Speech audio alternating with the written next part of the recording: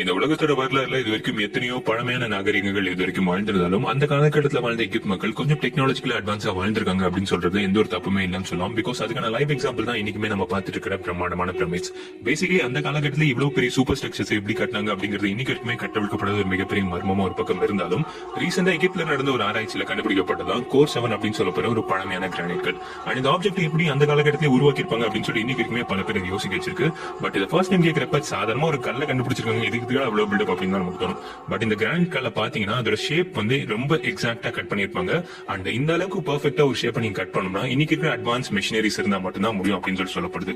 But அந்த காலகட்டத்தில் வாழ்ந்த எகிப்த் மக்கள் எந்த மிஷின்ஸுமே இல்லாம எப்படி இவ்வளவு பெர்ஃபெக்ட்டா கட் பண்ணாங்க அப்படிங்கிறது இன்னைக்கு வரைக்குமே ஒரு கட்டவிழ்க்கப்படாத மிகப்பெரிய மர்மமா தான் இருக்கு. பட் பல பேரால் ரொம்ப ஸ்ட்ராங்கா நம்ம போறது என்ன அப்படின்னு பாத்தீங்கன்னா அந்த காலகட்டத்தில் வந்து எகிப்த் நாகரிகத்துக்கும் ஏலியன்ஸ்க்கும் அதிக அளவு தொடர்பு இருக்கு. அதனாலதான் அவங்க பிரமிட்ஸை கட்டினாங்கன்னு சொல்றாங்க.